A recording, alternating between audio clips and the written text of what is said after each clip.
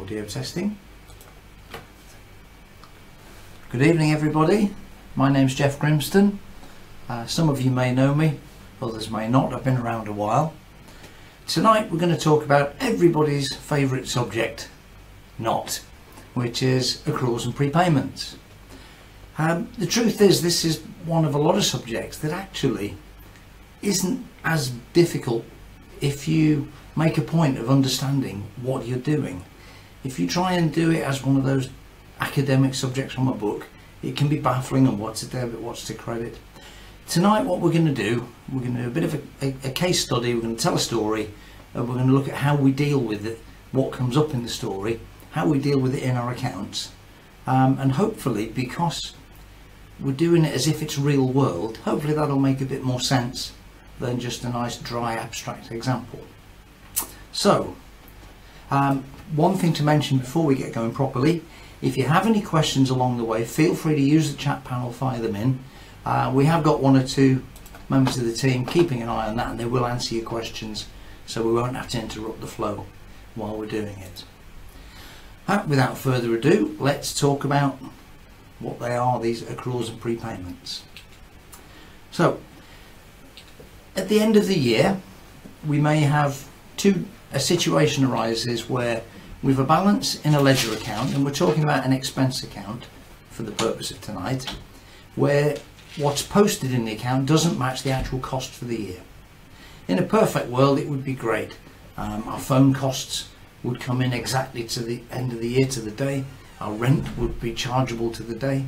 But lots of things, we pay for things, and the amount of cost we pay gets spread over the year end. So there's two reasons we have a difference between what's in the account and what needs to be. First of all, it may be that we've already paid something towards this expense, and we're going to use the value of that up next year. It may be we've paid our telephone line rental in advance. It may be we've paid, as you're going to see in a minute with this example, we may pay some rent in advance. Either way, some of the money in the account is not this year's cost, it's next year's. The other possibility is that we get to the end of the year, we have a certain amount of money recorded, but we do know that there's more expense that still needs to be recorded in that account. So let's first of all look at when we get money in the account that relates to next year. That's what we call a prepayment. Pre, in advance, pay, obvious enough. Alternately, if we've got to add some money into the account to cover a cost that we've incurred but we've not yet had the invoice, that's what we call an accrual. So let's do an example of a prepayment. Here's Arthur. He's going to help us with our story tonight. Arthur is a tailor. Arthur makes bespoke suits for the rich and famous. No prizes for spotting who that is, and I have promised Calvin and our IT team that I will not do my Sean Connery impression tonight. Arthur's worked for other people for a long time, lots of years. He decides it's time to work for himself. He rents a small workshop, and there it is.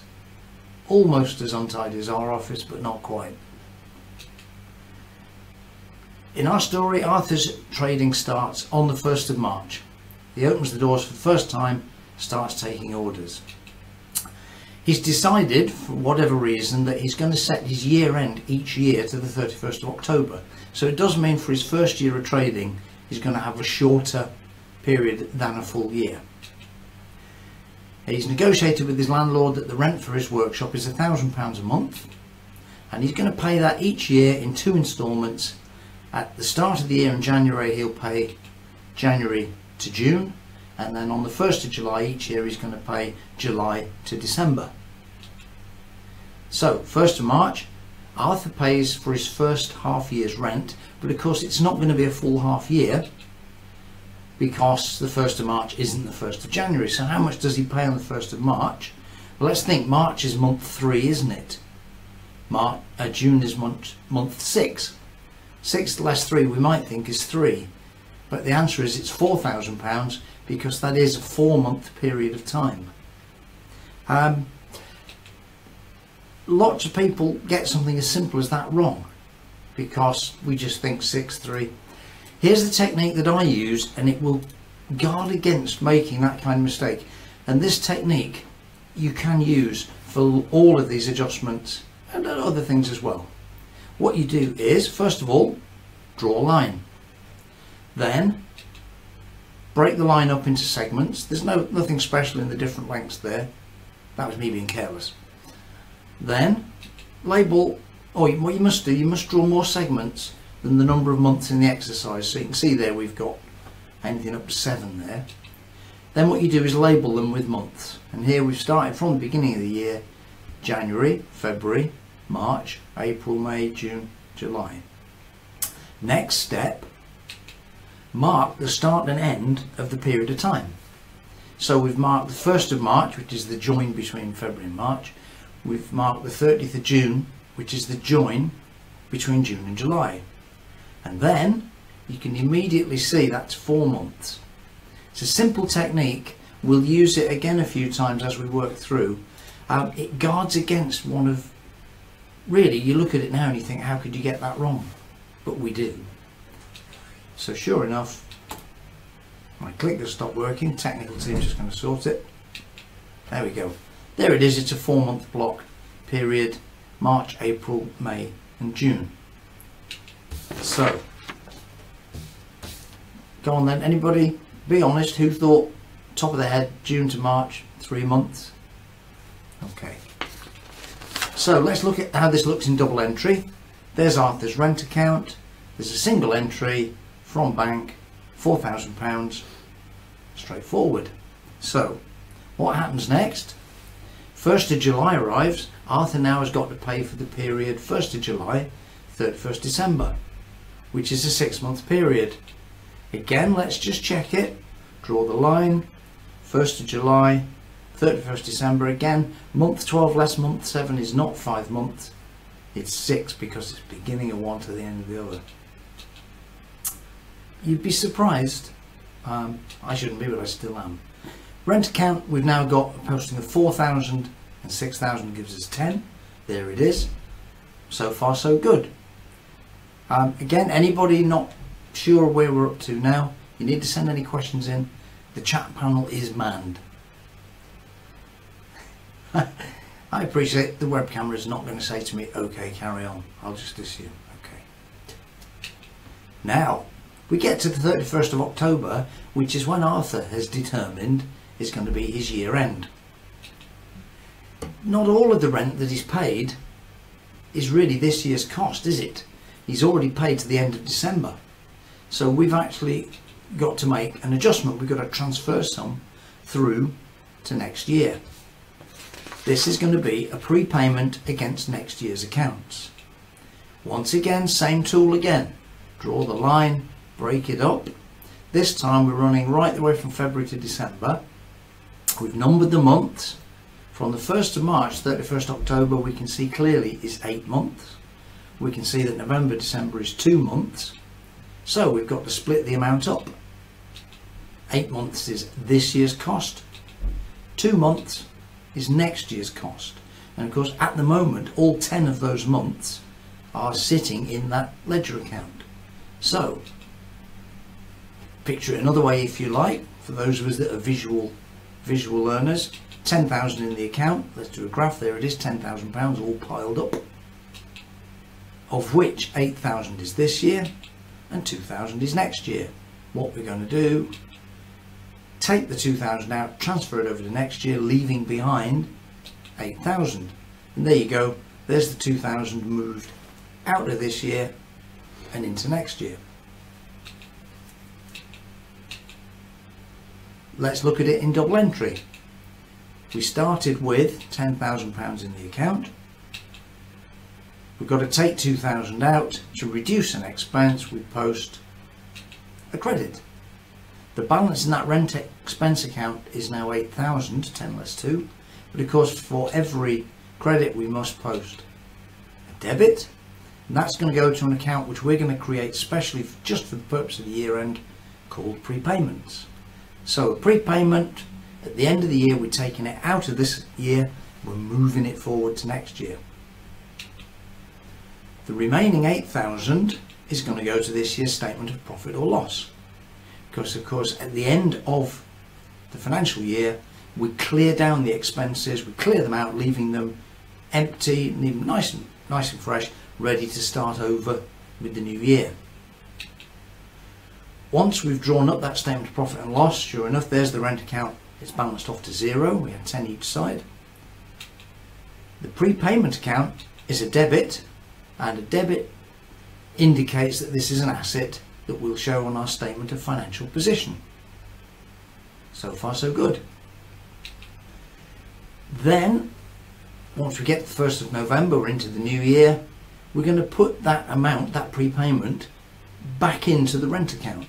So sure enough, there it is in prepayment. It's going to come out of prepayment into rent. The prepayment account now balances to 0. It's done its job. Put it back away in the cupboard, get it out again next year, don't need it anymore. And there we go, our rent expense account, even though since the 1st of November Arthur's not had the checkbook out of his desk, he's not spent a penny. But we can see that we've already spent £2,000 on rent. Which, if you're given an exercise, under current AAT thinking, you should see that described as a prepayment. If you're working on any older material for extra practice, prior to the current standards, AAT used to show that as a balance brought down. They both mean the same thing. The rent expense is opening with a balance of £2,000 already spent. Is this £2,000 reasonable? Let's think about it. It is. I thought I had a slide for that. £2,000 represents the 2 months that we've already spent. Okay, 1st of January, the clock's ticking, a couple of months down the line, it's time to pay the rent for January to June. 6 months times 1,000 is £1,000. Here's the rent account. Prepayment from the start of the year 2,000, 6,000 we've just spent, 8,000 in total. And so in Arthur's business things are going well. Got lots of orders. Then there's a problem. Due to poor maintenance, the lights start to flicker in Arthur's workshop. My sympathies with anybody who's rented offices, whose landlord isn't very good at fixing things. We get to the 1st of July, and in desperation Arthur tells the landlord he's not going to pay the rent, which gets him interested. He promises to arrange a meeting to look into the proposal, to research the subject, with the view to setting out a plan to make arrangements to find a tradesman and make a booking to get someone to come and look into the problem. Little homage there to Yes Minister, anybody who remembers that. Arthur is not impressed. He knows it's not easy to get a tradesman, and he rather suspects the landlord is fobbing him off. Arthur continues to withhold rent all through the summer.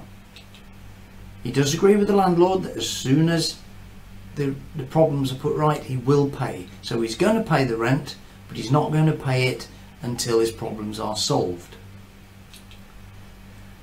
Before you know it, it's the end of October. Now, Arthur's lights have still not been repaired, so Arthur has not paid the rent since the end of June. He's happy that he owes the landlord this rent, but he hasn't paid it, but he is going to. If we look at Arthur's rent account, all we can see, 2,000 at the prepayment at the start, 6,000 that went through the bank at the beginning of January, so he's paid £8,000. At last, the word arrives, the landlord tells him he's got someone to repair the lights, but he's not able to do the job until November. This means Arthur, fully intending to pay the rent, is going to have to close off his first year's accounts, but he's not going to have that payment for rent posted to the account. So what are we going to do about it? We're going to accrue for this amount. Even though the payment's going to be made during the following year, we need to show this amount to cover those months during the current year. So we're going to make a year-end adjustment, and what it's got to do is increase the cost for the current year. Effectively, whereas with the prepayment before we took some out of this year and moved it to next, now we're going to take some cost out of next year and move it to this. It's an accrual. there's the rent account.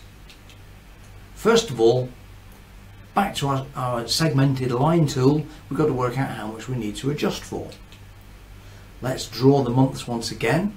Now this time, can you see we've highlighted when Arthur's year end is and when the rent period is, and we can see from that, from 1st of July 31st October is 4 months. The payment when Arthur makes it is going to be £6,000, so we can see the amount that's missing from this year, sure enough, is going to be, that's the 6 months to the end of December, 4 months to this year. Once again, we could do a graph just to see how this would look. There's the 8,000 that's already in the account. We're going to take 4,000 from next year and add it to this year. And interestingly, notice that means that next year we actually finish with a negative expense. We won't have spent money on the rent when we start next year. We'll actually have already taken some expense out to leave less than zero, because the credit balance and expense is less than zero. So here's the rent account. To increase the balance, of course, if an expense is a debit, we're going to accrue £4,000. Altogether, folks, for every debit there must be a credit. Where we're going to put it this time, we call the account accruals. The rent expense account, you can see now 2 and 6 and 4, sure enough, 2, 6 and 4, 12 times 1, there's the right amount in it. Always, with all accounting, not just this, always try and subject any figures you've got in front of you to what the auditors call a reasonableness test. Does that make sense? Well, it does. So our rent expense account looks the way we would expect for 12 months at £1,000 a month. It's, you know, simple and obvious, but more often than you'd expect, people get things like that wrong. Once again, at the year end, we take the whole of the 12,000, transfer it to the statement of profit and loss, and that shows the rent account empty once again, ready for the following year. The accruals account has a credit balance, and as everybody knows, a credit balance represents a liability when it appears on the statement of financial position. There it is. Once again, we get into the following year, and we're going to empty out the accruals account. It's done its job. It's going to go back into the rent account. There it is. The rent expense account at the moment shows that, well, it shows minus 4,000. The accruals account is clear. That's it. Put that back in the cupboard. Get it out again next year end. It's done its job. We don't need it.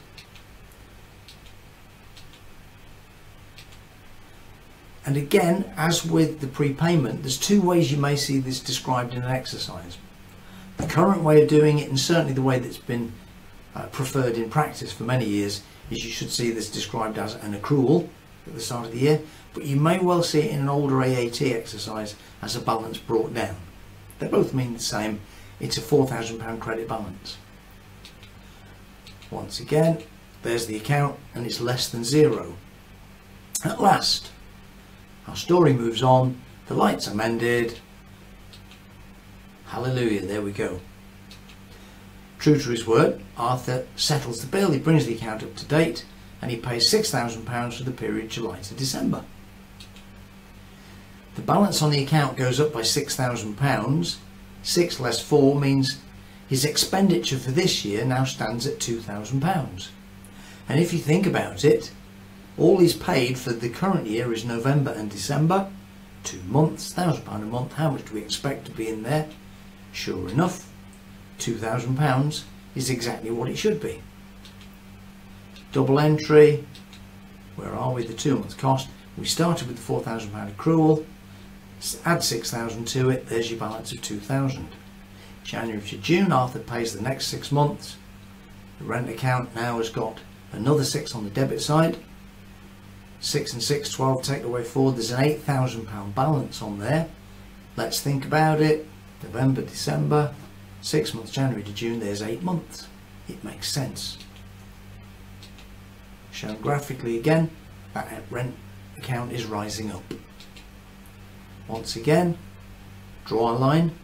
This time we're showing the whole period from the 31st of October, which is the day the old year ends, or the 1st of November, so we treat it the same, up to the 30th of June, there's 8 months. So we would expect to see £8,000. So, and that's really all there is to an accrual and a prepayment. Summarise it, we've got 4 situations. First of all, if at the end of the year you have a prepayment, it means you've already spent some money this year that relates to next year, so you've got to take that money out of this year and move it to next year. The entry for that, we debit the prepayments account and credit the expense for this year. To an expense is a debit balance. If we credit, that's going to reduce the balance. Prepayment is an asset, we debit it to make an asset.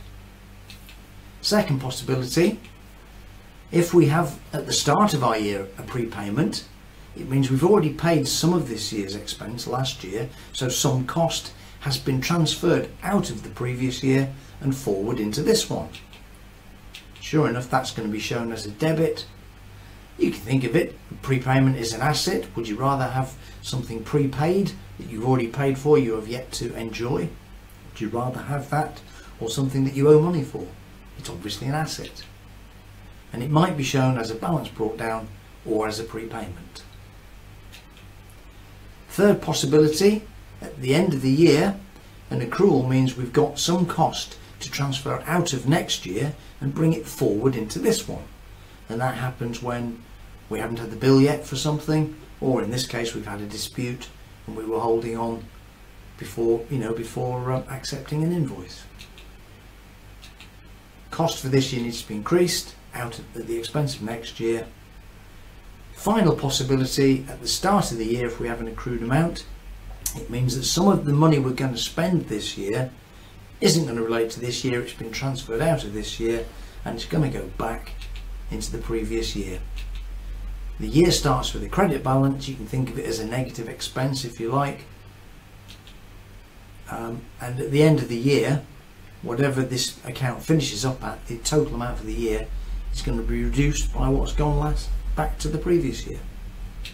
And that's all there is to it. Thank you very much. Thank you for listening.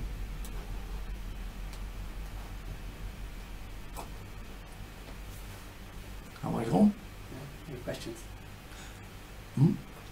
Or just if anybody's any questions, the chat panel's live.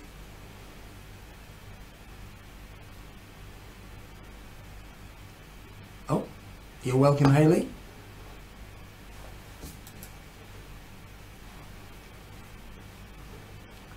Getting a few thank yous. Is the audio still okay? Yeah. What do you want to? I think. Oh, can I just go over the last bit in more depth? Okay. Let's go back over the last bit. 1 second. Let's go back things over. Just go over the summary again, the 4 situations. Okay. Okay. Let's go over those 4 possibilities right at the end.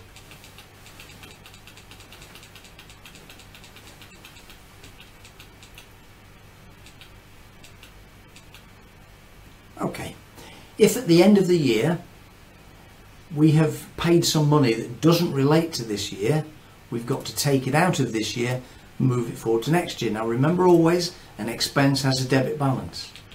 So if we're going to reduce the balance this year, then we must debit the prepayment account. That's going to show up as an asset. We've already paid for something we've not had. That's an asset. We're going to debit the prepayment. We're going to credit this year's expense to reduce this year's expense. Okay? And that's really as much as accruals, mostly credit balance, mostly double entry, more please. Well, the double entry for a closing prepayment, there you have it. Create an asset, debit a prepayment, reduce the expense, credit the expense. That is the entry at the end of this year. Then that leads forward into next year. That prepayment that we've created at the end of last year has got to come back out of prepayments and go back into the expense account. So at that time we're going to debit the expense. In this case we're going to debit the rent, and we'll credit the prepayment, so the prepayment ceases to exist. It goes back into the expense account and that's it, ready then to post more expenses to as the year goes on. Third possibility, when we get to the end of the year, we know for a fact that we've incurred more cost than we've paid for. We might be waiting for an invoice, it might be a supplier holding on an invoice. In our example, we had a dispute. We have to increase the cost for this year. To increase this year's expense, we're going to post a debit. For every debit, there must be a credit. Money that we owe for something that we haven't paid for yet is a liability. So we create an accrual, it's a liability. Liability appears on our statement of financial position as a credit balance. For that credit, we've posted a debit to this year's expense. So to increase this year, debit the expense. And because we've taken it out of next year, when we start next year, we are going to take that liability out of accruals, the credit balance, and we're going to transfer that credit balance into the expense account and debit the liability, debit the accrual to leave that clear with a zero balance. So then we'll start this year with a credit balance on the expense. So as the debits pile up, as we spend money, the actual balance in the account is going to be less than the amount we spend this year. And I have another question there. Got it. My favourite words. Okay, everybody. Oh, well, we got so long. What goes into the expense or prepayment is the bit that needs adjusting. In our example, at the end of the first year, we'd already overspent by 2 months. We'd paid 2 months more than we needed for the first 8-month period. So it was those 2 months were taken out of the first period and transferred to the second year. At the end of the second period, when Arthur was in dispute with his landlord, we had to add in 4 months because he owed for 4 months. He owed for July, August, September and October. He owed for 4 months. That had to be added in. So the amount relates to the amount of the expense that has to be moved. You can just picture it as the block of expense got to be picked out of one year and moved to another.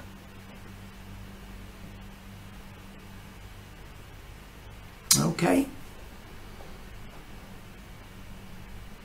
I think if there are any more questions, I'll be on the chat panel. And thank you and good night.